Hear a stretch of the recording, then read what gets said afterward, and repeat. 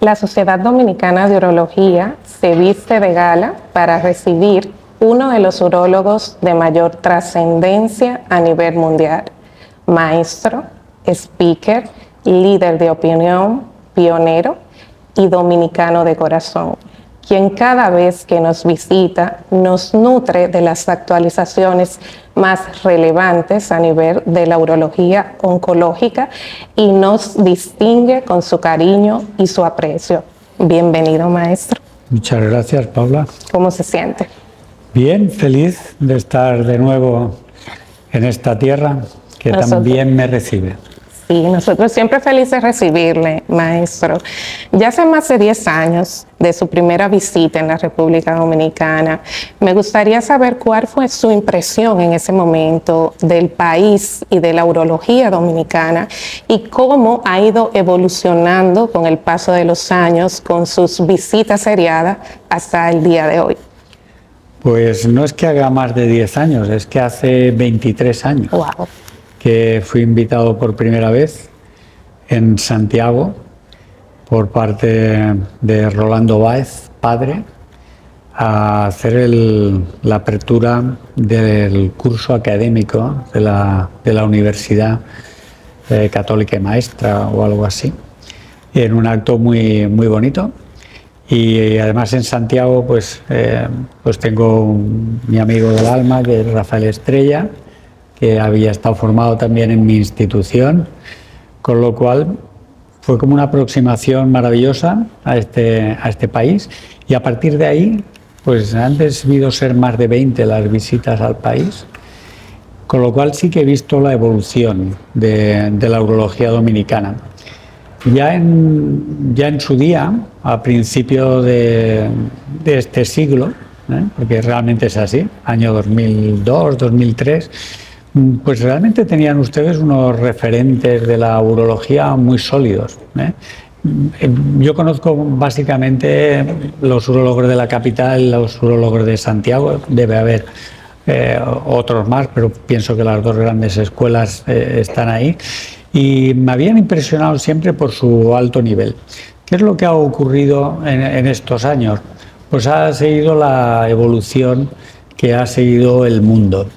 Actualmente, pues ustedes pues tienen una urología más moderna, más actual.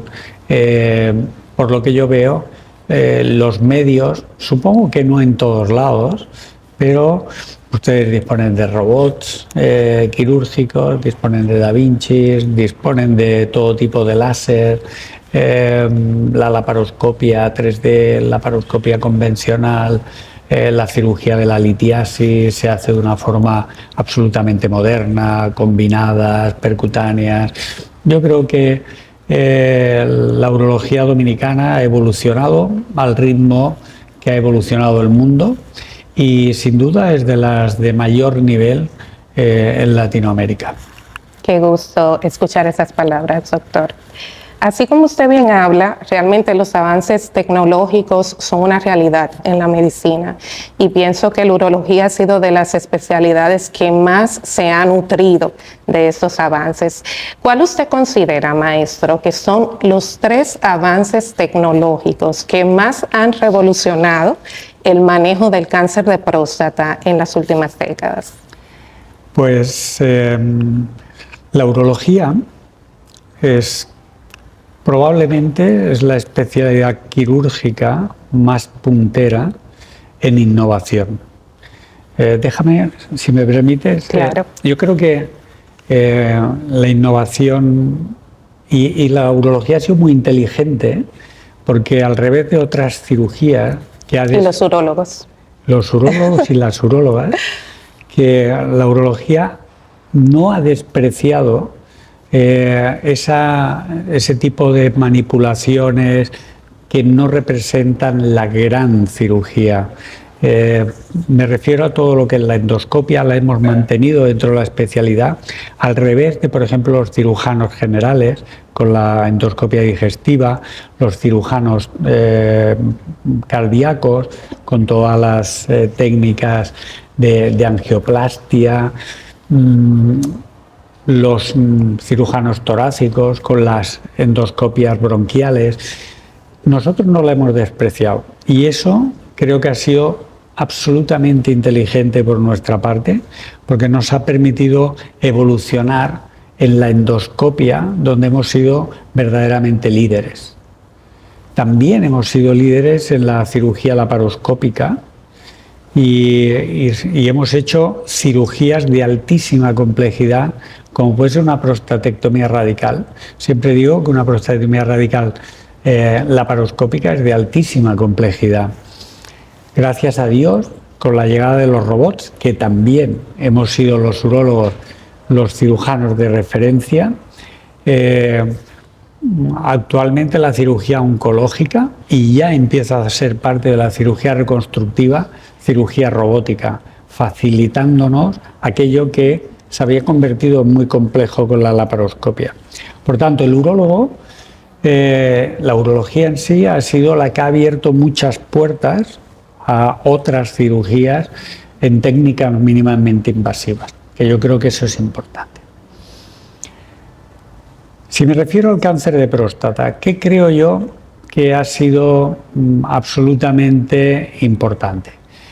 Creo que el mejor conocimiento de la biología del cáncer de próstata nos ha llevado al desarrollo de fármacos que nos han doblado la expectativa de vida del cáncer avanzado. Y eso es una barbaridad para un tumor sólido, como es el cáncer de próstata. También fuimos en su día abanderados con el tratamiento hormonal del cáncer de próstata. La castración es algo que se hace desde hace 80 años, que sigue siendo el pilar probablemente del manejo, pero en los últimos 10 años se han desarrollado todos esos fármacos dirigidos, y ya no solamente me refiero a virateronas, enzalutamida, sobre el eje androgénico, sino ahora están llegando los inhibidores de PARP, están llegando radiofármacos, y lo que antes era una supervivencia media de 4 o 5 años del cáncer de próstata metastásico, ahora ya estamos hablando de supervivencias de 8, 9 años para un cáncer metastásico. Por tanto, yo eso creo que es un avance definitivo en el manejo del cáncer de próstata. Esa mejor caracterización molecular a futuro y con la ayuda de técnicas de inteligencia artificial nos va a permitir definir qué pacientes no requieren ningún tratamiento de los pacientes que requieren tratamientos más intensos. El segundo cambio importante, yo diría que ha sido la cirugía mínimamente invasiva, pero sobre todo la llegada del robot. Yo soy un convencido de que la laparoscopia hacía que el paciente se recuperara mejor, pero nuestro trabajo no era mejor que con la cirugía abierta. Con la cirugía robótica el paciente se recupera mejor y pienso que el trabajo que hacemos es mejor que con la cirugía abierta.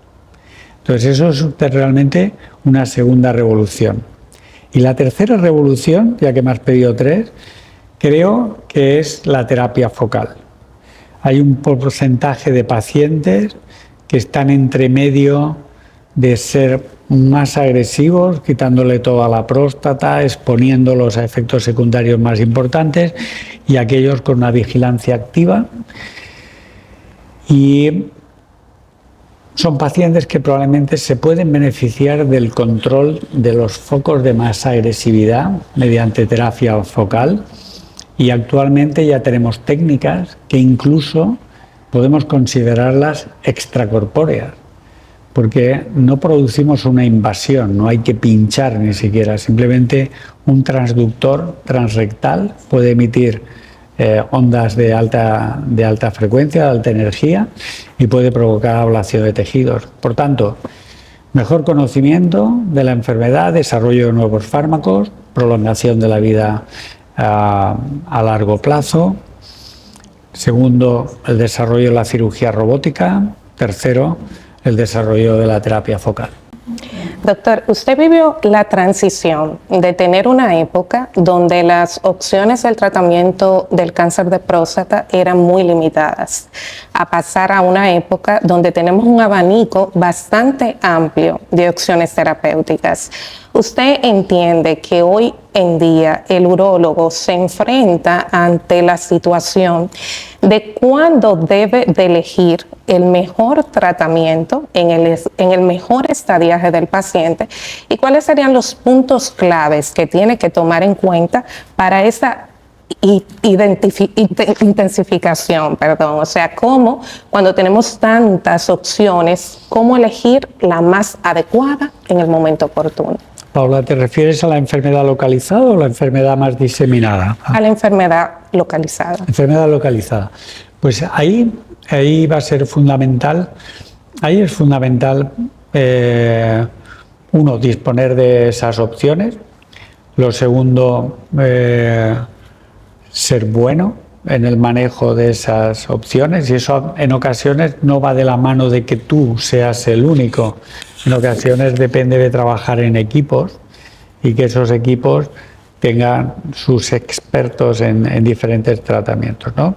Entonces hay que tomar una decisión si el paciente se opera, si el paciente lo sigo en vigilancia activa, si el paciente se irradia, si el paciente hago terapia focal y cuál de ellas, ¿no? Esa es una decisión que tenemos que tomar el día a día.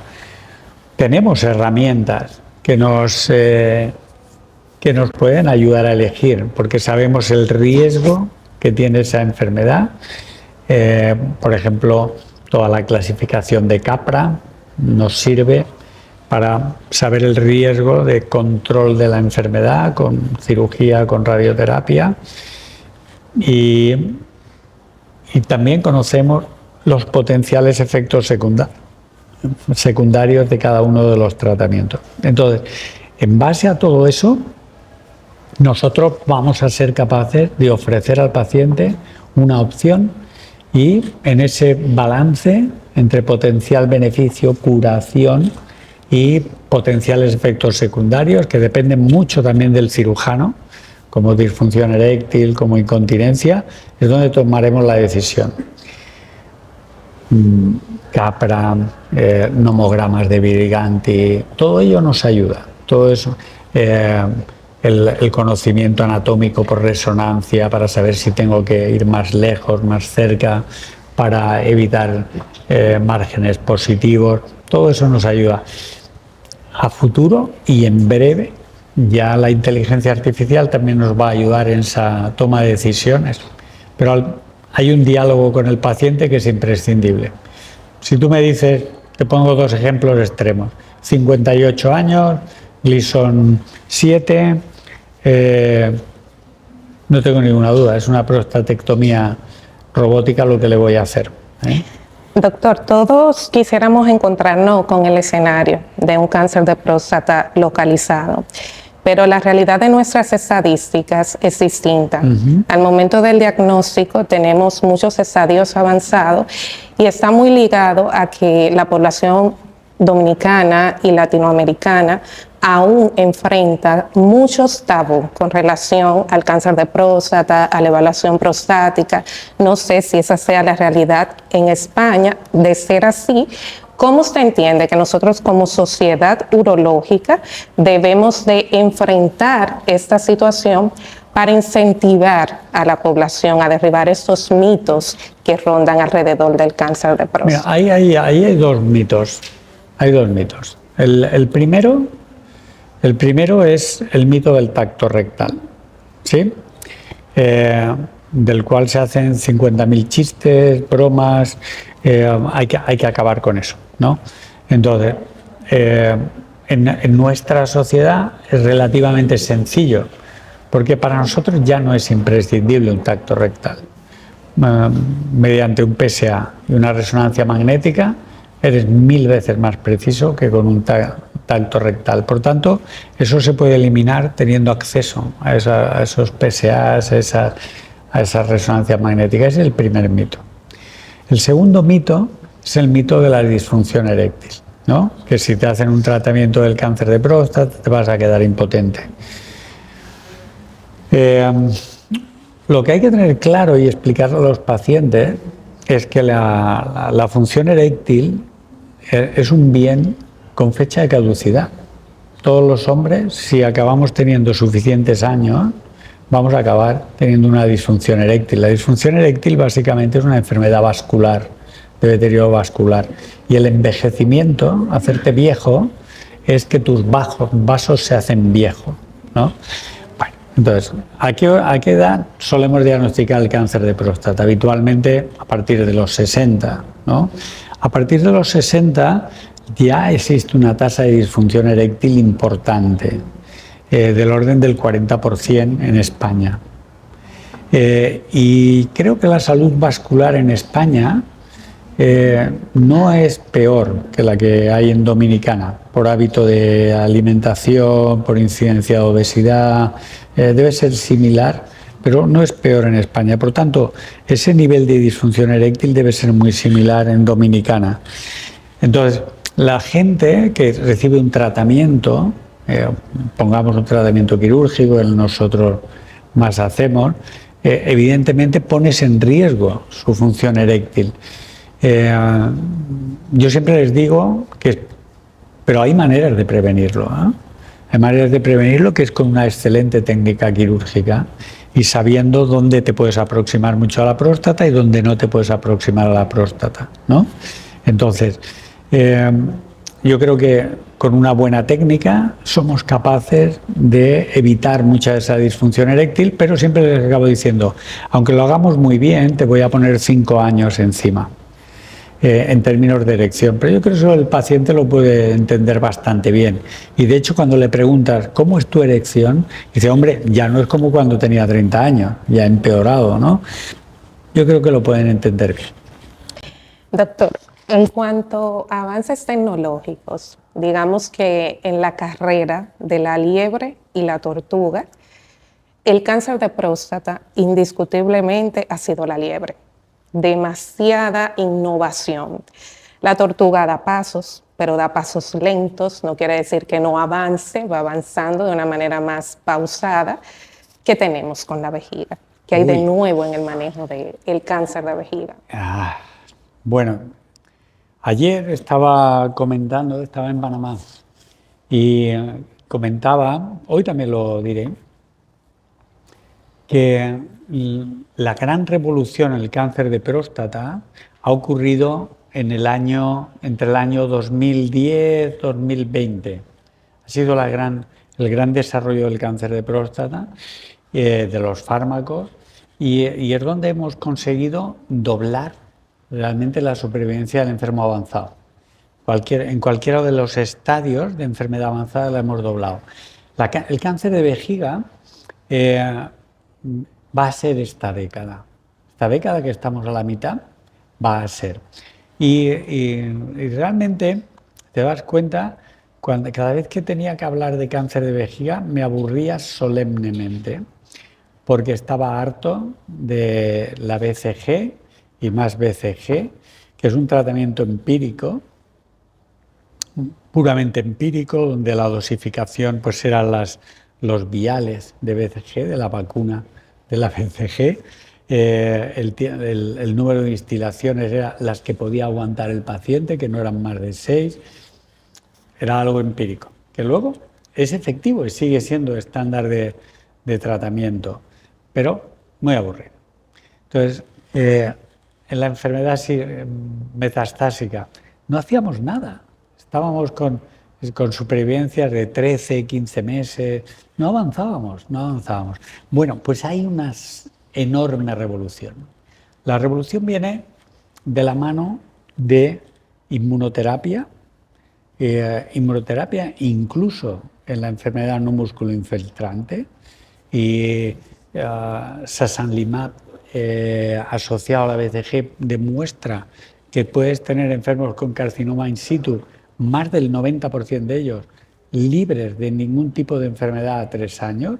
Por tanto, es algo muy impresionante para alguien que tenga carcinoma in situ en la vejiga, pero es que además Están llegando los dispositivos de liberación de mitomicina, los TAR, están llegándonos la inmunoterapia sistémica en resistentes a la BCG, está llegándonos terapia génica en no músculo infiltrante, pero querría nombrar dos cosas que me parecen fundamentales.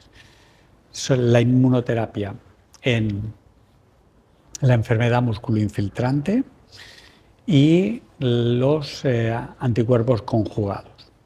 La inmunoterapia ahora mismo ya se ha demostrado que perioperatoriamente, junto con la quimio, es superior a la quimio, en neoadyuvancia y adyuvancia, con inmunoterapia sistémica.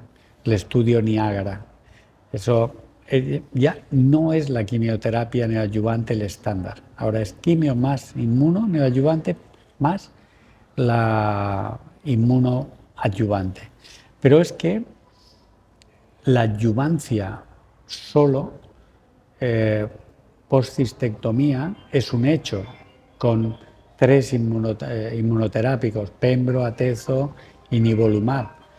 Pero es que además están llegando los anticuerpos conjugados. Los anticuerpos conjugados son anticuerpos anti alguna proteína que no se pierde en la diferenciación del cáncer urotelial, como la nectina 4, se unen a esas células y llevan un agente tóxico que destruye localmente las células. Pues bien, eso, como para hilar con el principio, esos enfermos que vivían 15 meses con quimioterapia sistémica, ahora viven más de 30 meses. Eso en un tumor sólido es increíble. Bueno, pues todo eso, esos anticuerpos conjugados, en principio mejor asociados a inmunoterapia, se va a llevar al ámbito perioperatorio. Y yo estoy convencido que acabará sacando prácticamente fuera del partido a la quimioterapia citotóxica. Por tanto, la época de la vejiga me parece todavía más apasionante que la época de la próstata. Y prometedora. Sin duda. Sí. Doctor, después de tantos años de carrera, tanta experiencia acumulada, ¿qué lo sigue emocionando de la urología? ¿Qué lo mueve el día de hoy? La verdad es que yo tengo un problemita y es que confundo mi vida con mi profesión. Son indisociables. Entonces no soy capaz de... Y eso va a ser un problema cuando me haga viejo, que queda mucho. Pero va a ser un problema, va a ser un problema. Mi vida está asociada a mi profesión. Pienso que tenemos la profesión más bella del mundo, que es la capacidad de curar, que tenemos 50.000. Cada día tenemos varios refuerzos positivos de pacientes que han ido bien, que te paran en el pasillo, ¿no? Yo, por ejemplo, he trasplantado a 1.800 personas, ¿no? Entonces, es raro que pase por el hospital y no haya alguien que me diga, doctor Alcaraz, ¿no me conoce? Digo, no, pues no, es que usted me trasplantó hace 7 años. ¿Y cómo está? No, estoy bien, estoy feliz. Bueno, entonces todas esas alegrías te mantienen en activo. ¿Qué me hace especialmente feliz? Pues, por ejemplo, lo sigo contando. Yo me emociono todavía. La semana pasada trasplanté a una niña de 4 años y 14 kilos. Realmente es una cirugía de gran complejidad, de mucha precisión. A la semana siguiente, nada, antes de venirme, hicimos un tercer trasplante en una niña de 10 años que le había yo trasplantado 6 años antes con 4 y quitamos el riñón en fosa ilíaca izquierda y en las mismas zonas de anastomosis le recolocamos otro riñón. Bueno, o la gran masa renal, que hay que abrir la retrocura, todo esto ha sido este mes pasado, abrir el tórax, la retrocura y meterte dentro del tórax para quitar unas adenopatías. Eso me emociona, me sigue emocionando, me da vida. Puedes acabar muy cansado, pero es algo que no me podría dormir, al menos en 2 horas, por la excitación. Eso me parece maravilloso. Es un regalo que la vida nos ha dado, me ha dado, el poder disfrutar de ese tipo de alegrías.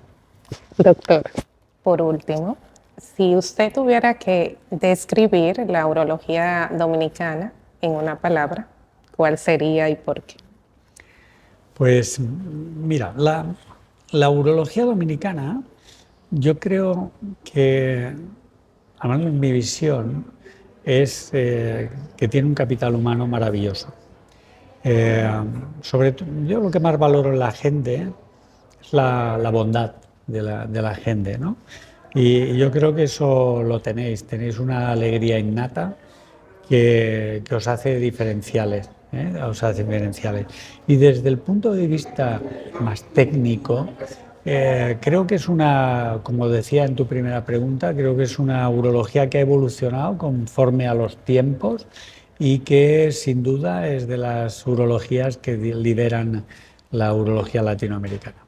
Doctor, muchísimas gracias. Un gusto recibirle, como Ha sido siempre. un placer, Paula, compartir contigo esta mini charla. Gracias.